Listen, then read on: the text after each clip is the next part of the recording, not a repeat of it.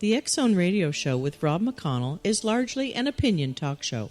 All opinions, comments, or statements of fact expressed by Rob McConnell's guests are strictly their own and are not to be construed as those of the X Zone Radio Show or endorsed in any manner by Rob McConnell, rel-mar McConnell Media Company, the X Zone Broadcast Network, its affiliated networks, stations, employees, or advertisers.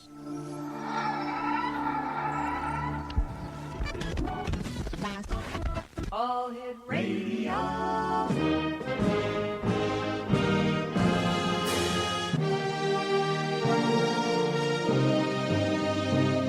Welcome to the X Zone, a place where fact is fiction and fiction is reality. Now, here's your host, Rob McConnell.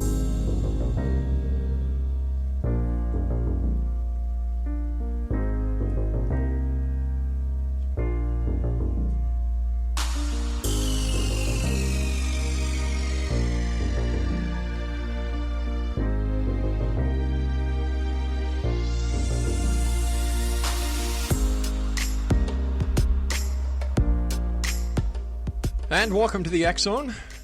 My name is Rob McConnell, coming to you from our broadcast center and studios in Hamilton, Ontario, Canada. If you'd like to send us an email, xzone@xzoneradiotv.com, on all social media sites, X Zone Radio TV.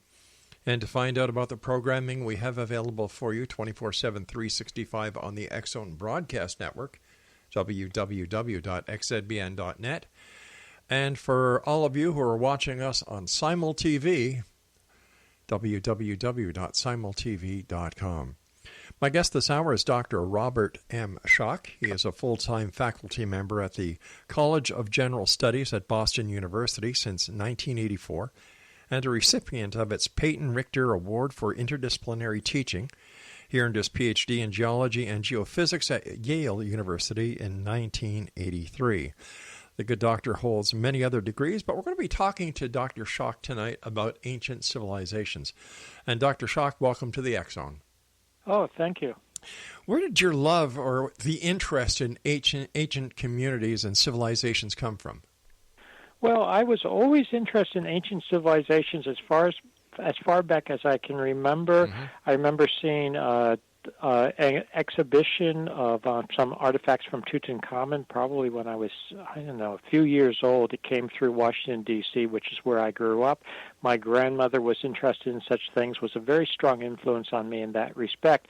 But it really came to the fore professionally for me when I met John Anthony West in the late 1980s, and he proposed to me that I should use my geological expertise. At that point, I had my Ph.D. I was a faculty member, and he proposed I should use my geological expertise to work on the issue of the dating of the Sphinx, which I thought was a settled issue that the Egyptologists knew what they were talking about, but it turns out they did not. So tell me, Doctor, how old is the Sphinx? My opinion, based on the evidence at this point, is that the origins of the Sphinx, as unlikely as this may seem to some people, goes back to about 10,000 B.C. It goes back to the end of the last ice age. Wow. Yeah, exactly. Wow. And this is totally, non-conventional, should we say, but the case, I think, can be very, very strongly made. I want to make 2 points. One is that the Sphinx was not a Sphinx originally. It was actually, we now know, a lioness, or at least before it was a Sphinx, it was a lioness. What it was originally, I can't say absolutely with certainty, but I suspect it was, in fact, a lioness originally. The lioness Metit. And second, so that ties in with my second point, which is that the head is too small for the body. It is a recarved head. It is a dynastic head. What happened is you had this tremendous sculpture carved out of the bedrock on the Giza Plateau, where the Great Pyramid sits, where the second and third pyramids sit. It was there before the dynastic Egyptians. They utilized it. They appropriated this statue to themselves. They recarved the head. It was badly damaged. They worked on repairing the body. But my point is that the origins go back to this much earlier period at the end of the last ice age. Who originally built it then? Oh, I don't know. I mean, that's a good question. You can call them whatever you want to call them. They were people that were living in that part of what is now Egypt at the end of the last ice age. We don't really have a name for them. We're not really sure where they came from. Right. What they are related to, in a temporal sense at least, and this is another key point, is that people thought this was crazy when I first started talking about this and presenting the evidence back in the early 1990s. My academic colleagues said this was absolutely impossible. They said, where is there evidence of another advanced civilization? Where is there evidence of anything going back to this early remote period? Right. That was the early 1990s. We now have a second site, and that is at Göbekli Tepe in southeastern Turkey. It's different than what we have in Egypt, but it's at the same level of sophistication. We have megalithic structures that were built there at about 10,000 BC, again before the end of the last ice age. Beautiful stone carvings, just as the Sphinx is carved out of stone. So we now have a second site that is undoubtedly from the same period. And when I say undoubtedly, there's very good radiocarbon dating for Göbekli Tepe. It was being excavated by the late, unfortunately he died prematurely, the late Klaus Schmidt of the German Archaeological Institute, Dr. Klaus Schmidt. So we have independent corroboration from a second site. Now we don't know who they were either. Right. We call them the Göbekli Tepe people. We can call the people in Egypt the Proto-Sphinx people, if you want, or the Mehid people. But we don't know what they called themselves at this point. Is there a connection between all the different monolithic monuments around the world? Is there some significance that would connect them and the different civilizations together into one giant world civilization?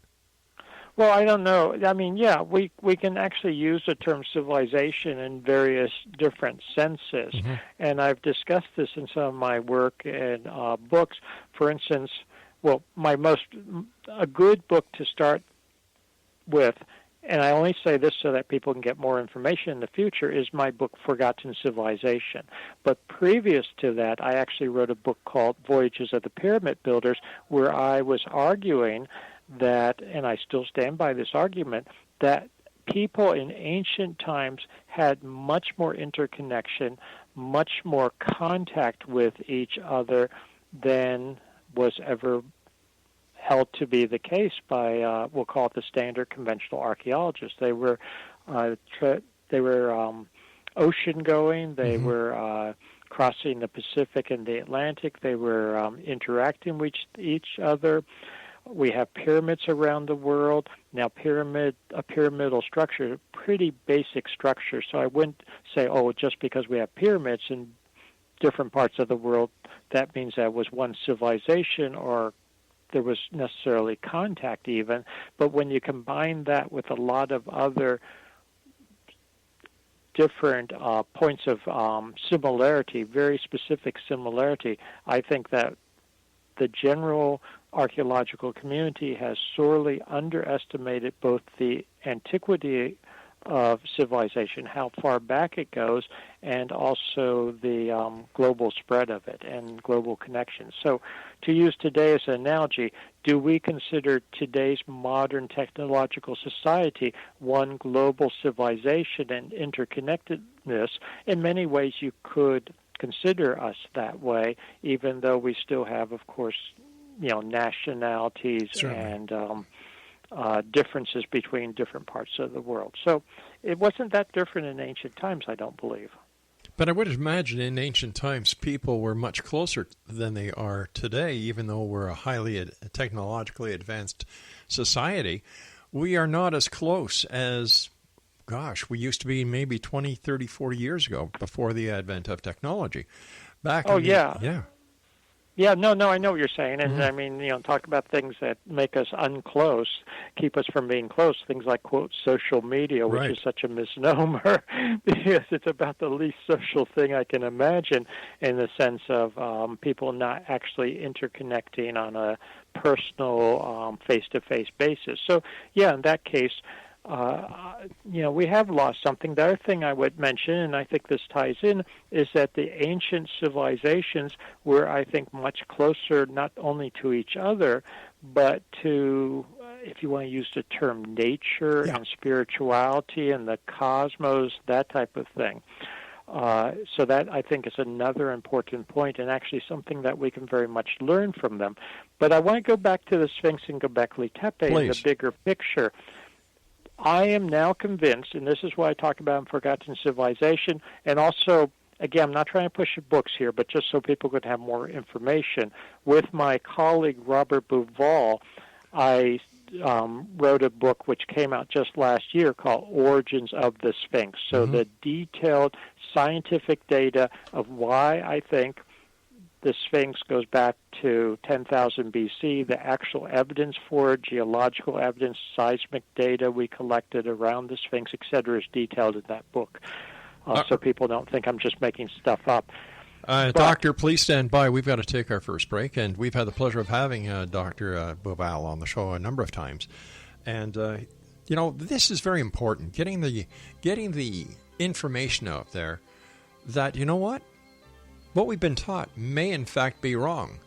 And I admire people like you, sir, who have the strength to tell others in academia what you believe based on your findings. So please stand by. We'll be back on the other side of this break as I continue this hour with Dr. Robert Schoch here in the X Zone from our broadcast center and studios in Hamilton, Ontario, Canada. Don't go away.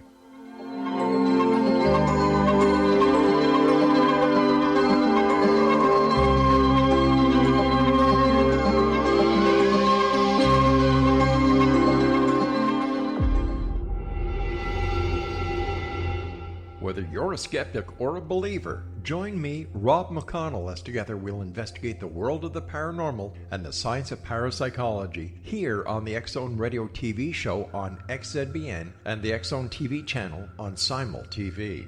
Since 1990, the X Zone Radio TV show has been the place where people dare to believe and dare to be heard.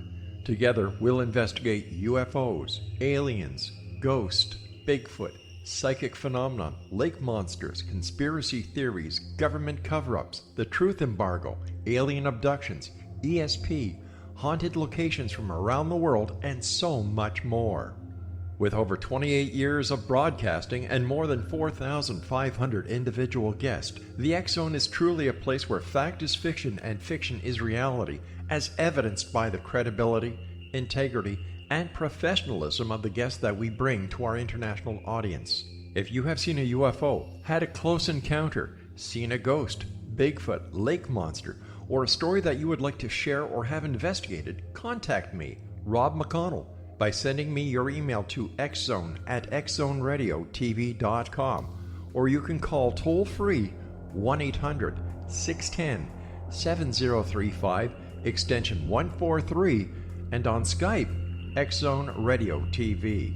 For more information on the X Zone Radio TV show with yours truly, Rob McConnell, visit www.xzoneradiotv.com or www.xzonetvchannel.com or simultv.com and xzbn.net.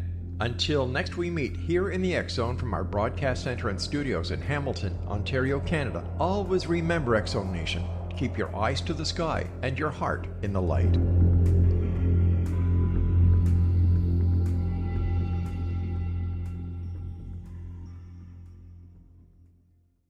You have heard of the X Zone? Now watch it on Simul TV, plus 500 video games, live TV channels, free video on demand, worldwide, and more. Does this sound like tomorrow's television? Well, it is, but you can have it today, right now. It is Simul TV. Simul TV offers what the others only wish they could provide. 15 exclusive channels like X Zone, sci-fi, and horror. We are worldwide. No other provider offers that. 500 built-in video games. No need to have an extra expensive system. We have them included. Free video on demand. Live streaming events from around the world. Interactive online network, and much more. Tomorrow's TV today. Simul TV. Sound too good to be true? Well, it's not. You can have Simul TV today. Sign up at simultv.com. Do it today.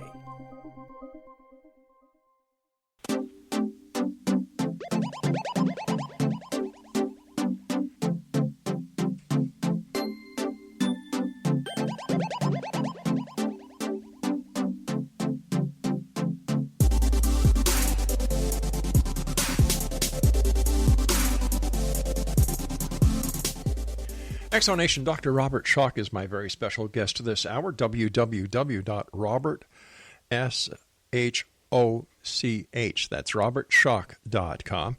And actually, it's S-C-H-O-C-H. I'm sorry. I apologize for that, sir.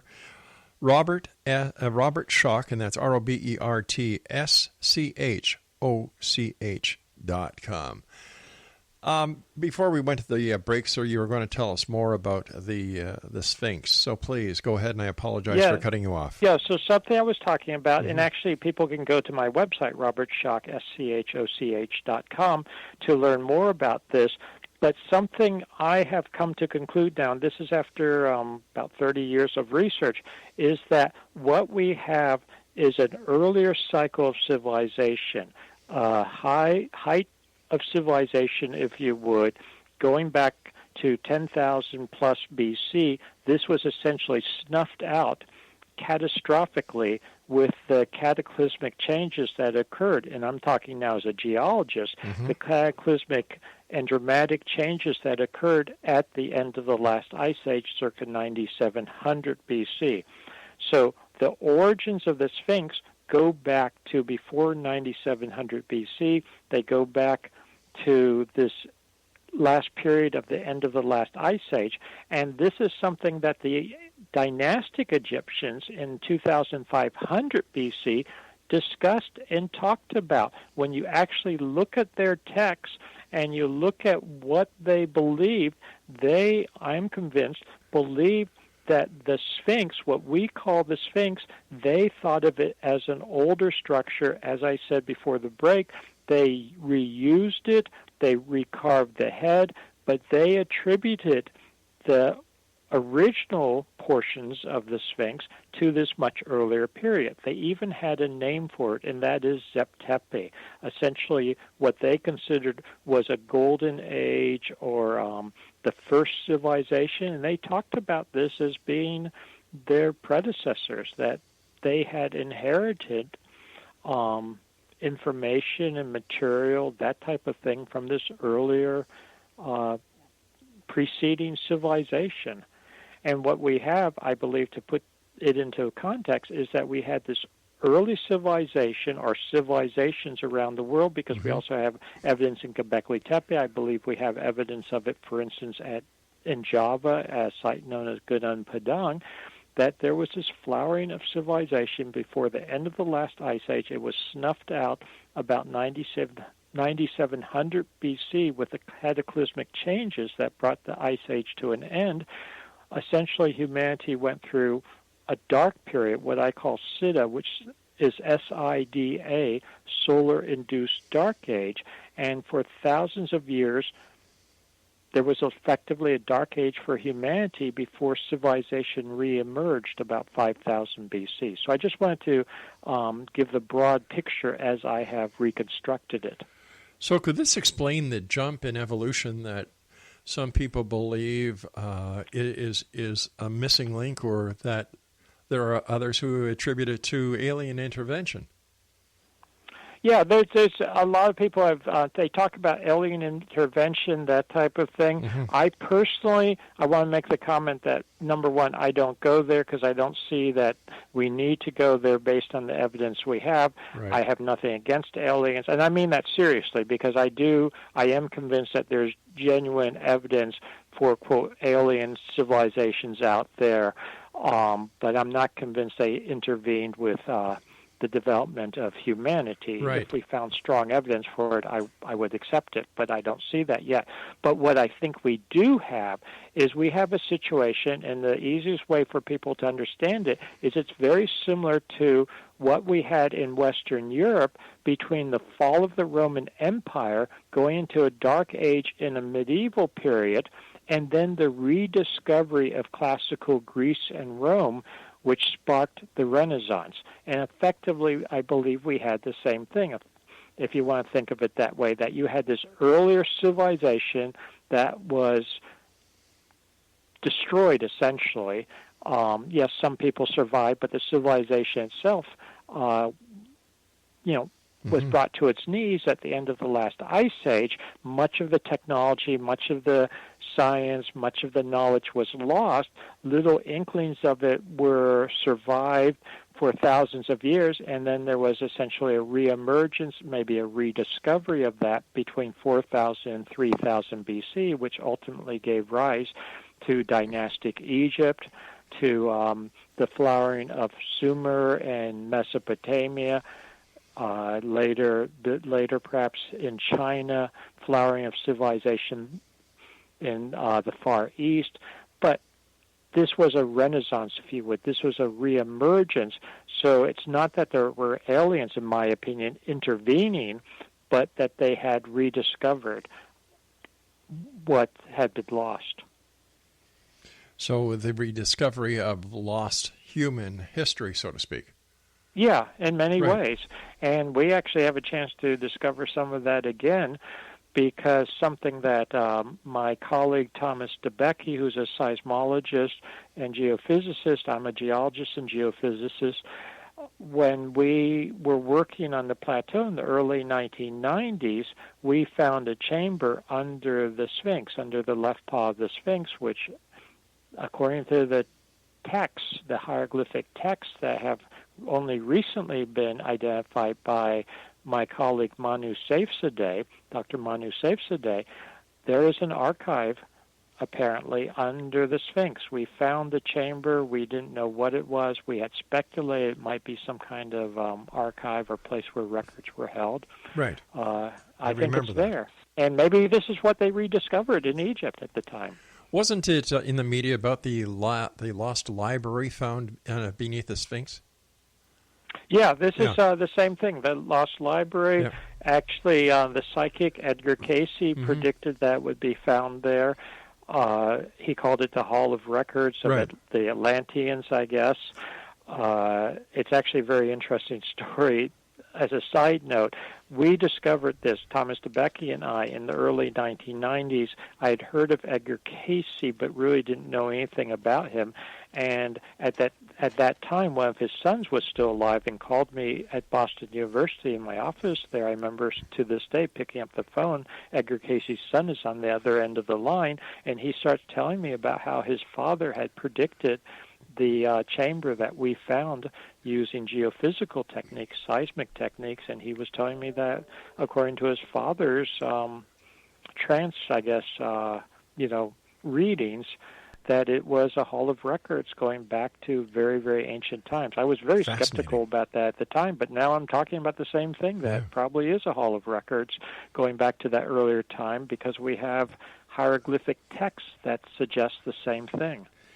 What is your opinion about the building of the pyramids, sir? There's a lot of speculation. There are those who say that it could not have been done by humans because of the precision of the blocks, the way they're placed. And what is your opinion? They are incredibly precisely placed. The pyramid is precisely aligned. It's so precise relative to true north that no one could measure how precise it was until the late 19th, early 20th century, because our instrumentation was not good enough.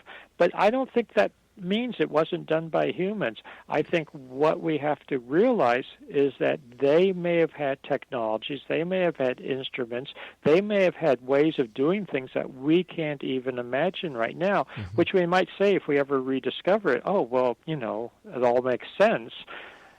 But they may have been thinking in different ways, using different technologies that I don't want to say it's beyond our capacity. It's just not the way we think at the moment.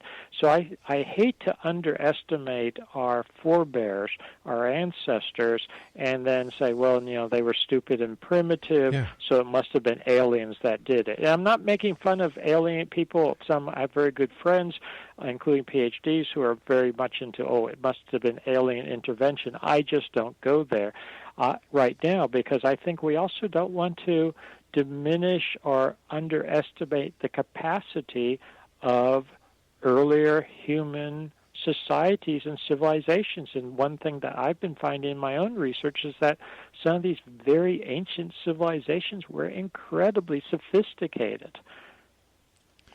I agree with you, sir. I totally agree with you. And when I hear people who diminish the ability of earlier members of the human race, it's annoying. But then you have to ask yourself, how different would history be if all the facts that are being presented and findings that are being presented by people like yourself and your colleagues, how different do you think the history of the Earth would be?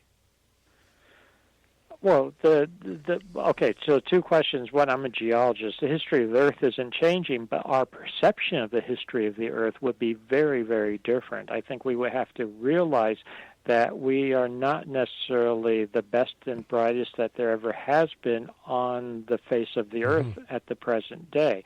And I'm not trying to put us down, because I think we're probably doing things and have, our electronic gadgets and communications devices that they didn't have back then, but I think they probably had insights and maybe even technologies that we don't have. All right, stand by, Doctor. That was my producer giving me my cue. Exonation, Dr. Robert Schoch is our special guest. His website, www.robertschoch.com. That's ROBERTSCHOCH.com. We'll be back on the other side of this break. Don't go away.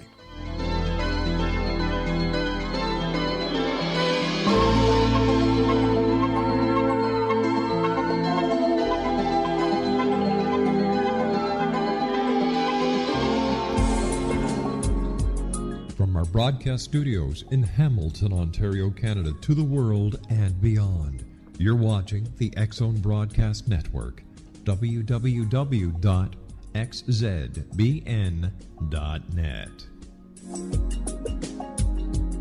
AVS Media Demo. You have heard of the X-Zone? Now watch it on Simul TV, plus 500 video games, live TV channels, free video on demand, worldwide, and more. Does this sound like tomorrow's television? Well, it is, but you can have it today, right now. It is Simul TV. Simul TV offers what the others only wish they could provide. 15 exclusive channels like X-Zone, Sci-Fi, and Horror. We are worldwide. No other provider offers that.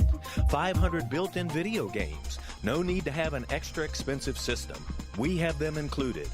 Free video on demand. Live streaming events from around the world, interactive online network, and much more. Tomorrow's TV today. Simul TV. Sound too good to be true? Well, it's not. You can have Simul TV today. Sign up at simultv.com. Do it today.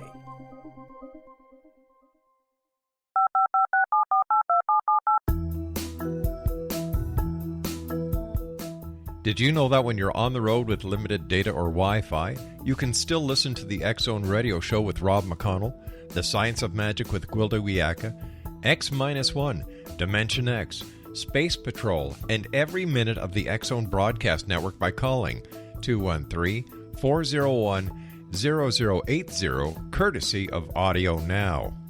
No smartphone, app, or internet needed. It saves your data plan, and it's free if you have unlimited minutes. Call 213-401-0080 to listen on any phone, anytime, anywhere. Remember, 213-401-0080 for the best of the paranormal, parapsychology, and sci-fi radio programming anywhere, 24/7, 365.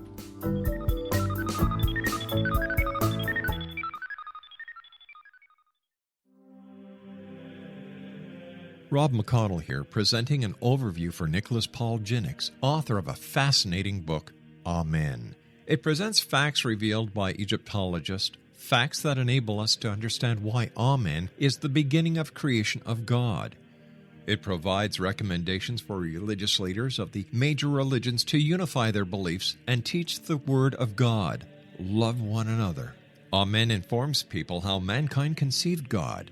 It was the Egyptians that developed the concepts of a soul, a hereafter, and Son of God. And finally, after the worship of many gods, they conceived the belief in one universal God, the maker of all there is. For more information, visit www.futureofgodamen.com. That's www.futureofgodamen.com.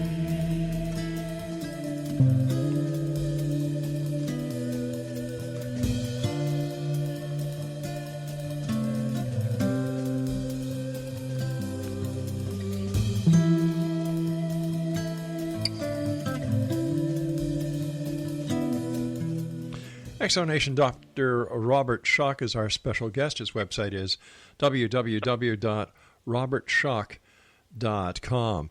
And as a geologist, wouldn't you say that you are a historian of the planet itself?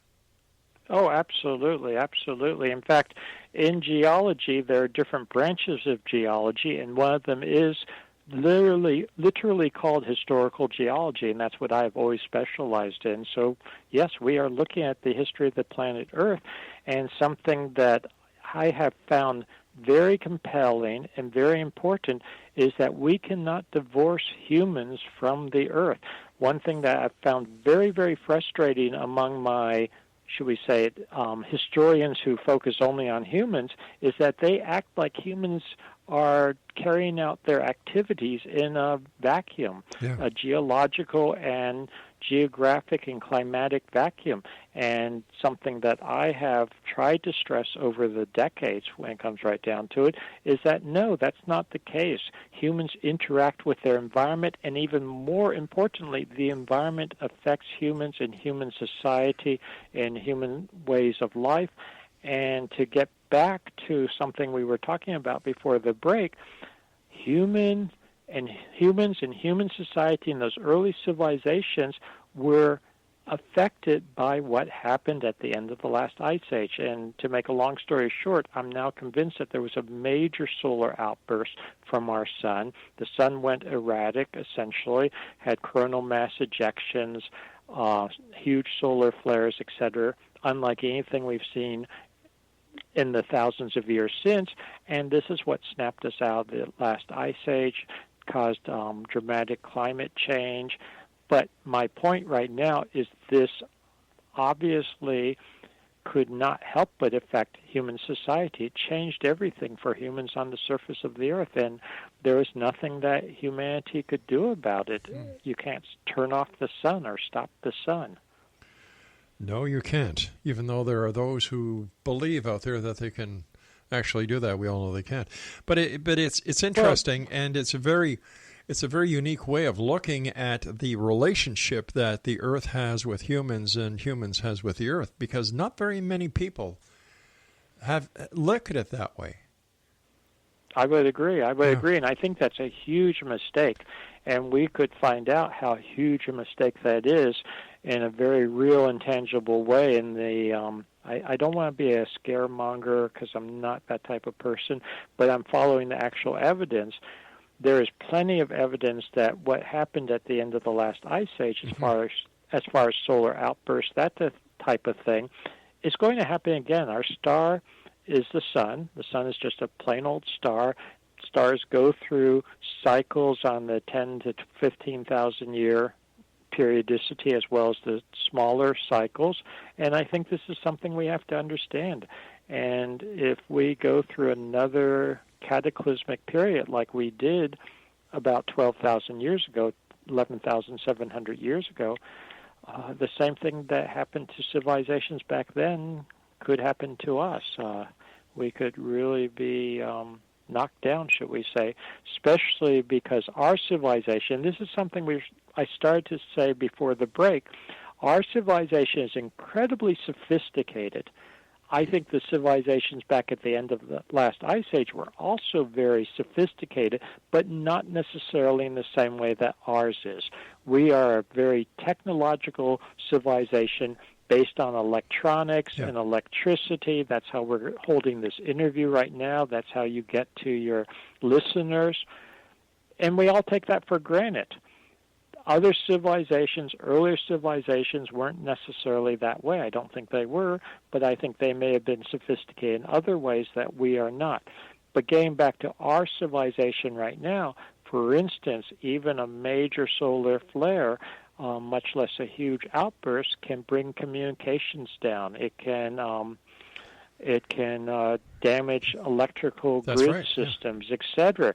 So we have boxed ourselves in, I think, in many ways and made ourselves very, very vulnerable. And this is one of the lessons we need to learn from looking at ancient civilizations.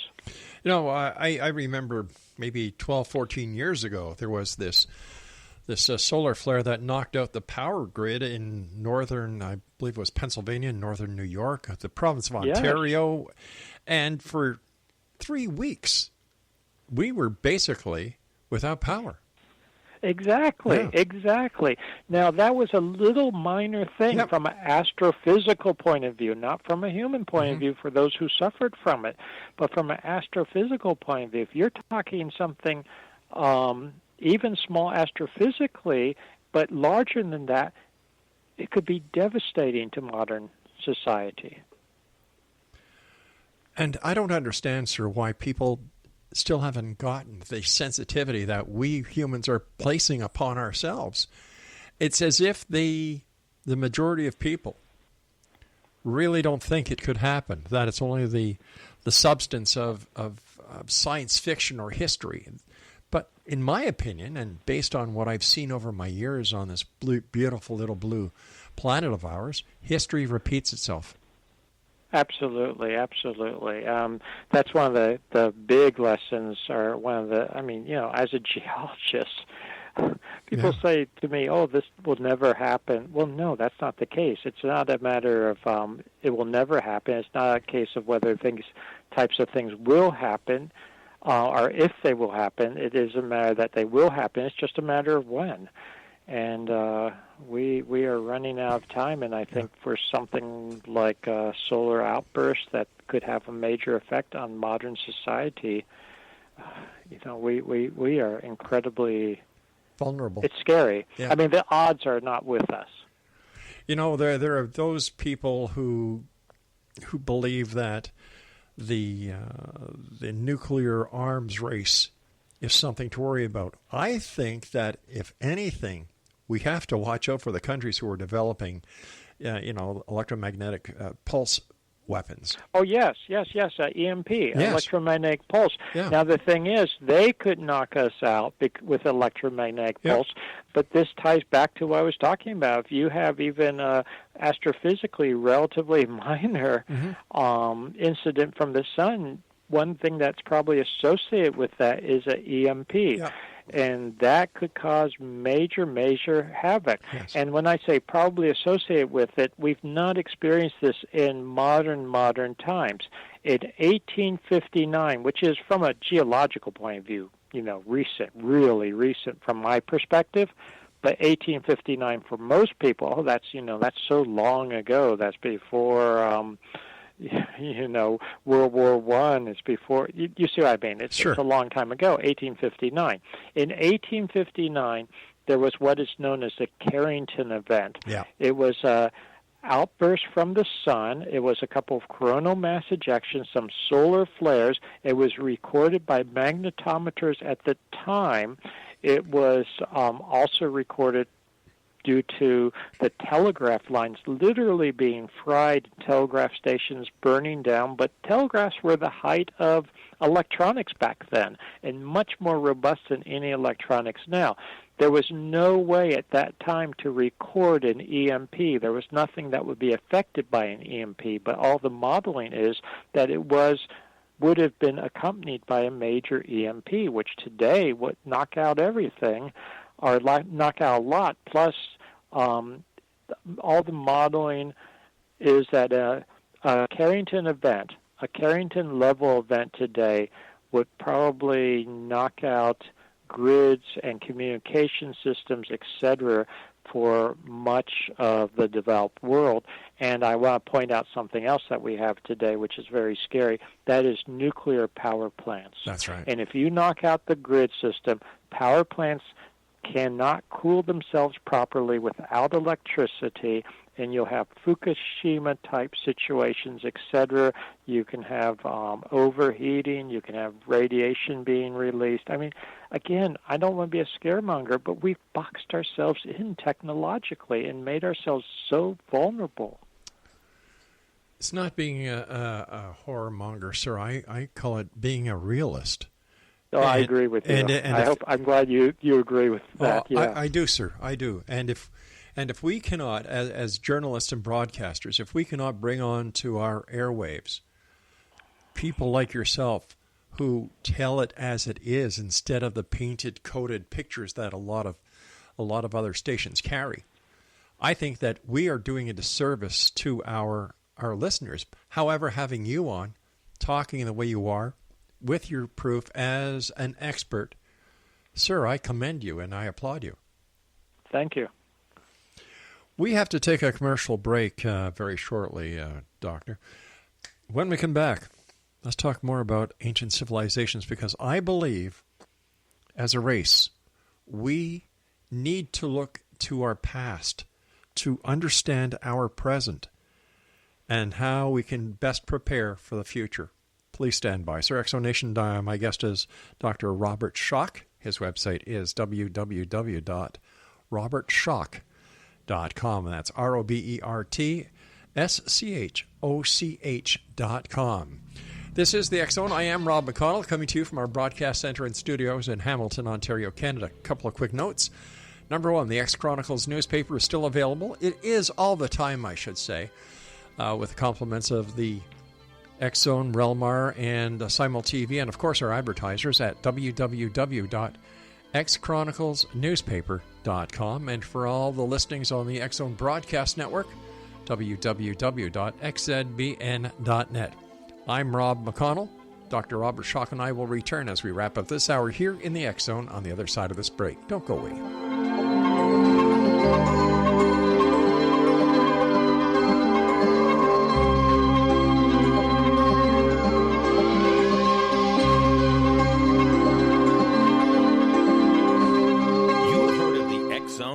Now watch it on Simul TV, plus 500 video games, live TV channels, free video on demand, worldwide, and more. Does this sound like tomorrow's television? Well, it is, but you can have it today, right now. It is Simul TV. Simul TV offers what the others only wish they could provide. 15 exclusive channels like X Zone, Sci-Fi, and Horror. We are worldwide. No other provider offers that. 500 built-in video games. No need to have an extra expensive system. We have them included. Free video on demand. Live streaming events from around the world.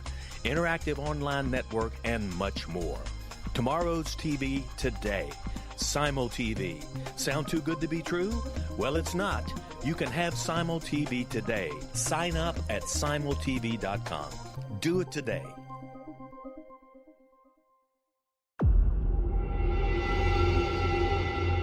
Whether you're a skeptic or a believer, join me, Rob McConnell, as together we'll investigate the world of the paranormal and the science of parapsychology here on the X Zone Radio TV show on XZBN and the X Zone TV channel on Simul TV. Since 1990, the X Zone Radio TV show has been the place where people dare to believe and dare to be heard.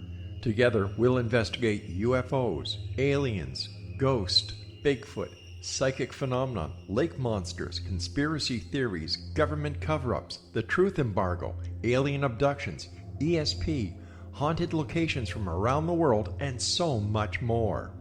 With over 28 years of broadcasting and more than 4,500 individual guests, the X Zone is truly a place where fact is fiction and fiction is reality, as evidenced by the credibility, integrity, and professionalism of the guests that we bring to our international audience. If you have seen a UFO, had a close encounter, seen a ghost, Bigfoot, lake monster, or a story that you would like to share or have investigated, contact me, Rob McConnell, by sending me your email to xzone@xzoneradiotv.com, or you can call toll-free 1-800-610-7035, extension 143, and on Skype, X-Zone Radio TV. For more information on the X-Zone Radio TV show with yours truly, Rob McConnell, visit www.xzoneradiotv.com or www.xzonetvchannel.com or simultv.com and xzbn.net. Until next we meet here in the X-Zone from our broadcast center and studios in Hamilton, Ontario, Canada, always remember, X-Zone Nation, keep your eyes to the sky and your heart in the light.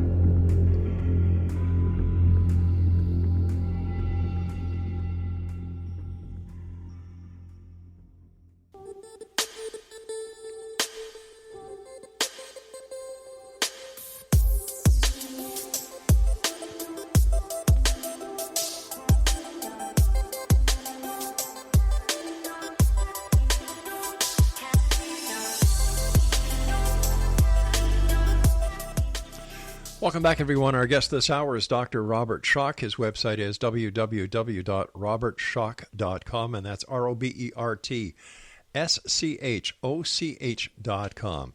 First of all, Dr. Schoch, I want to thank you ever so much for coming on the show. It's been a great pleasure talking to you, and I admire the work that you are doing. And I like I said before, I think in order for this civilization to go ahead, we need to understand what has gone on in the past, how we can apply it to the future, how we can apply it to today's present, and how it can help us better understand and plan for a brighter future. Oh, I 100% agree with you. And something that I have always felt and pursued in my own career in academia and otherwise is that it's interesting to study ancient civilizations just for their own sake, but I think it goes well beyond that. I really do believe they have something to say to us. I'm convinced that the ancient civilizations, they had insights that we don't necessarily have. They had perspective that we don't necessarily have, so we can learn a lot from them, both in what they knew and what they did, quote, right, and also what happened to them. Yeah. And in some cases, learn from, I hate to say their mistakes, but learn from just how they interacted with the forces of nature, if you would. Doctor, I was wondering if you could tell us about an organization that you're a part of called Oracle.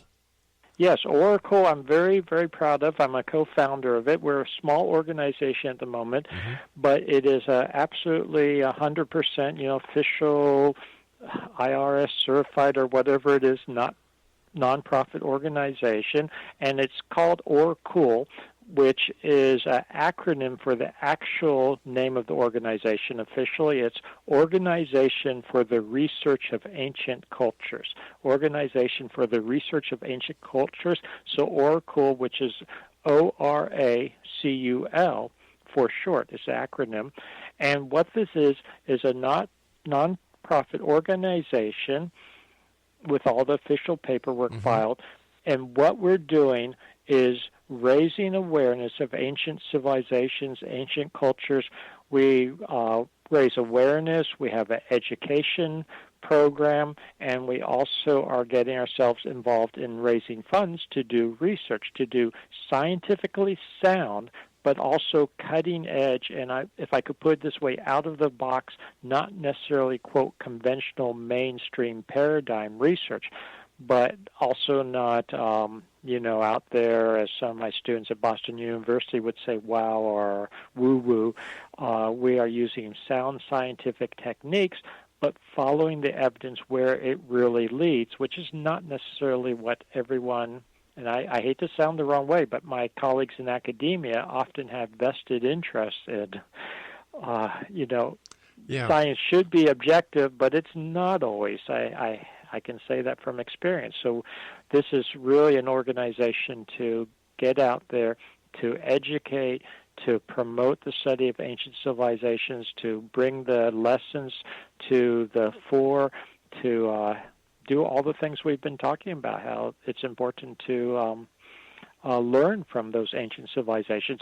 And one thing we're doing, if I could mention it, Sure. is that we are doing a trip to Egypt in June of 2019, which I will be leading with my Oracle colleagues, in particular Mohammed Ibrahim, who is an Egyptian Egyptologist who is also very open-minded about these things, and he and I have known each other for a number of years, have done some trips together before.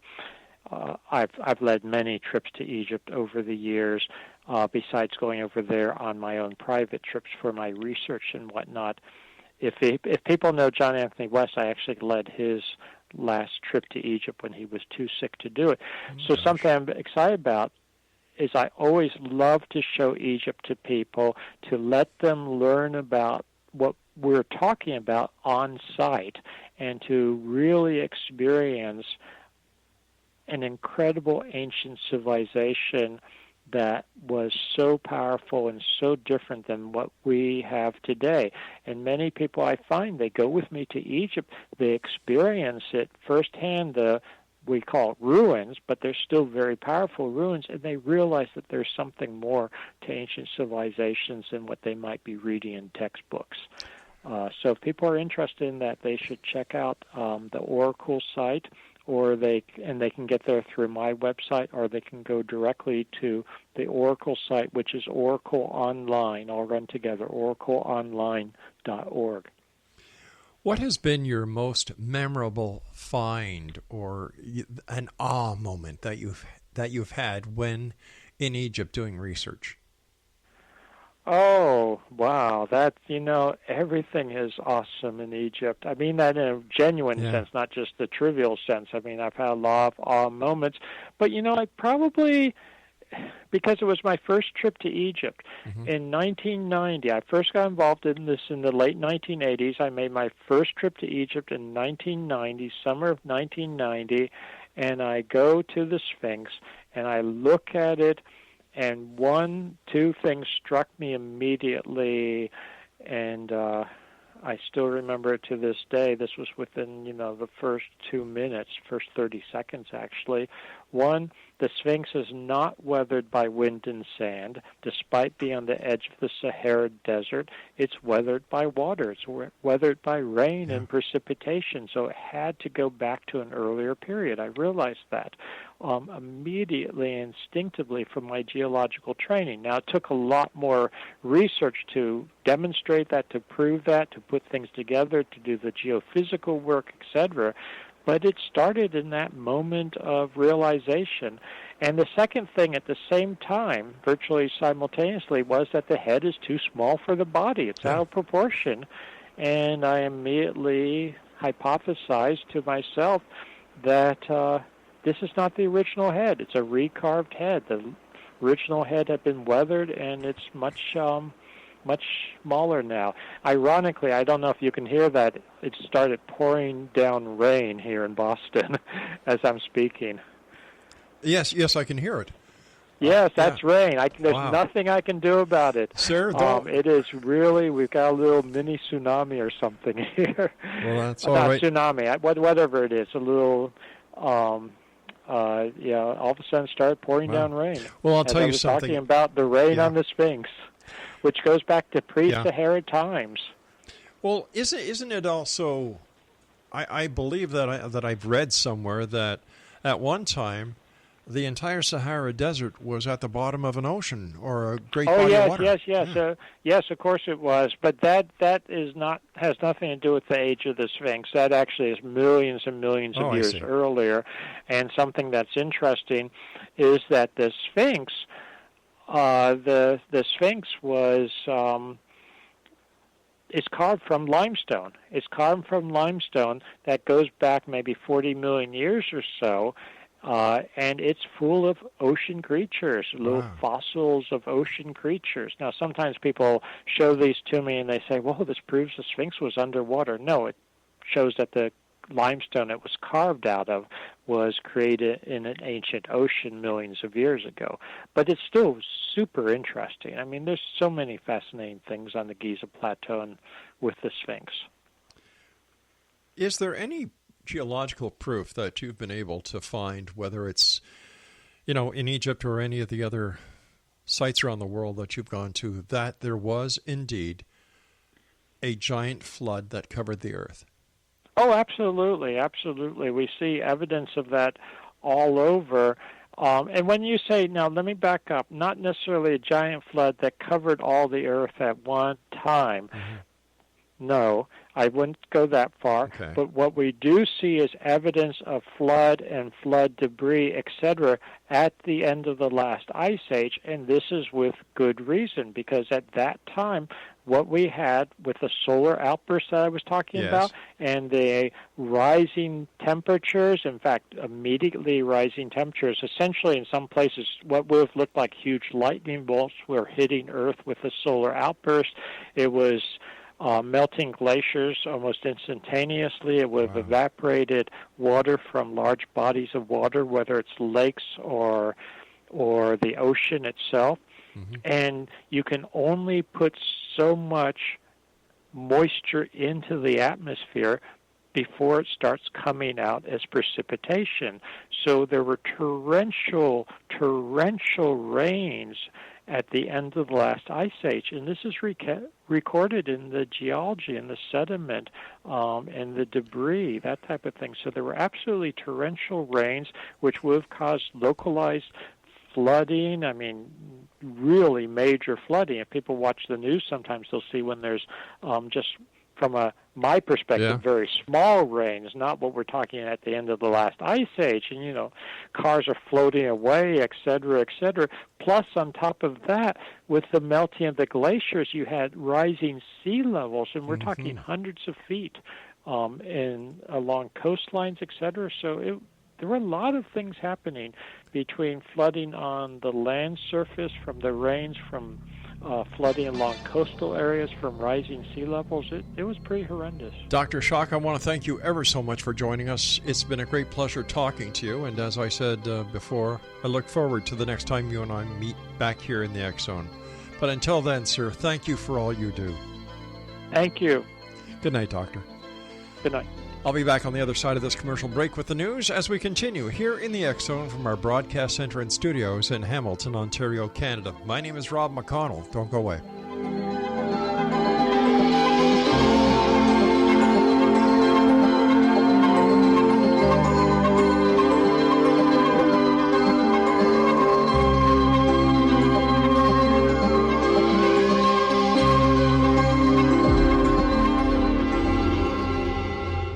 Whether you're a skeptic or a believer, join me, Rob McConnell, as together we'll investigate the world of the paranormal and the science of parapsychology here on the X Zone Radio TV show on XZBN and the X Zone TV channel on Simul TV. Since 1990, the X Zone Radio TV show has been the place where people dare to believe and dare to be heard. Together, we'll investigate UFOs, aliens, ghosts, Bigfoot, psychic phenomenon, lake monsters, conspiracy theories, government cover-ups, the truth embargo, alien abductions, ESP, haunted locations from around the world, and so much more. With over 28 years of broadcasting and more than 4,500 individual guests, the X Zone is truly a place where fact is fiction and fiction is reality, as evidenced by the credibility, integrity, and professionalism of the guests that we bring to our international audience. If you have seen a UFO, had a close encounter, seen a ghost, Bigfoot, lake monster, or a story that you would like to share or have investigated, contact me, Rob McConnell, by sending me your email to xzone@xzoneradiotv.com, or you can call toll-free 1-800-610-7035, extension 143, and on Skype, X Zone Radio TV. For more information on the X Zone Radio TV show with yours truly, Rob McConnell, visit www.xzoneradiotv.com or www.xzonetvchannel.com or simultv.com and xzbn.net. Until next we meet here in the X Zone from our broadcast center and studios in Hamilton, Ontario, Canada, always remember, X Zone Nation, keep your eyes to the sky and your heart in the light.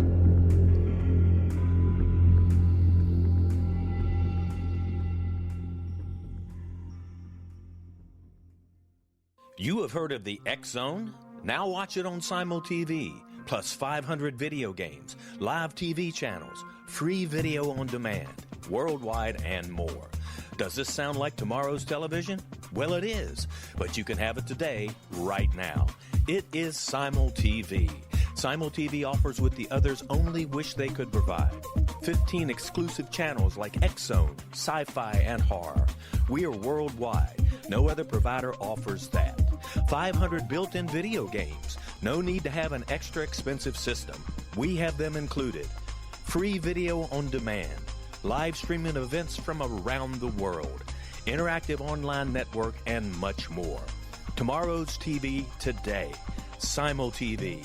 Sound too good to be true? Well, it's not. You can have Simul TV today. Sign up at simultv.com. Do it today.